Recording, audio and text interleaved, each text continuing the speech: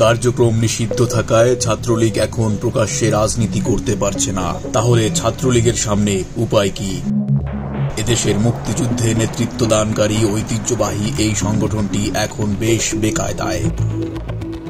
এই দলের সদস্যরা এখন রাস্তায় বের হলেই গ্রেপ্তার হচ্ছেন, এমনকি শিকার হচ্ছেন মবের।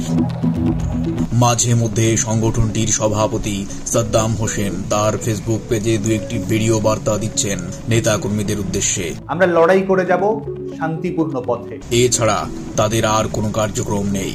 তাহলে তাদের সামনে উপায় কি? উপায় একটাই, শিবিরের কৌশল অবলম্বন করা। অতীতে শিবির যখন নিষিদ্ধ ছিল তখন আমরা দেখেছি দেশের প্রায় প্রতিটি ক্যাম্পাসে তারা গুপ্ত রাজনীতি করেছে এবং এতে তারা আরও বেশি সংগঠিত হয়েছে।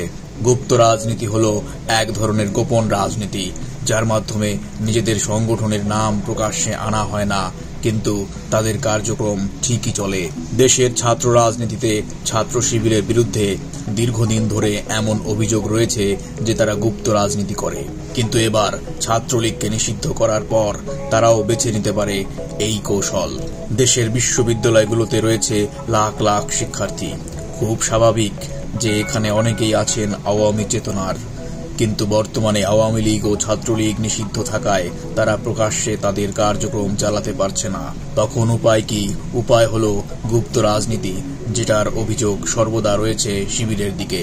সম্প্রতি ঢাবিতে হল রাজনীতি নিষিদ্ধের জন্য যে বিক্ষোভ হয়, সেখানে একটি হলে শিবিরের দেওয়া পানির ফিল্টার ছুঁড়ে ফেলার মতো ঘটনা ঘটে। শিবির সহ অনেকের অভিযোগ রয়েছে এই ঘটনা ঘটিয়েছে সাধারণ শিক্ষার্থীর আড়ালে থাকা ছাত্রলীগ। অবশ্য ছাত্রলীগের সামনে এছাড়া আর কোনো পথ খোলা নেই। প্রকাশ্যে আসলেই গ্রেপ্তার হচ্ছেন তারা, এমনকি ক্লাস পরীক্ষায়ও উপস্থিত হতে পারছেন না তারা। জয় বাংলা স্লোগান দিলেই যে কেউ গ্রেপ্তার হচ্ছেন। এমন অবস্থায় নিজেদের দলের নাম সামনে না এনেই রাজনীতি করতে হবে ছাত্রলীগকে। আজকে যারা নিজেরা বলছে আমি রাজাকার, আমি রাজাকার,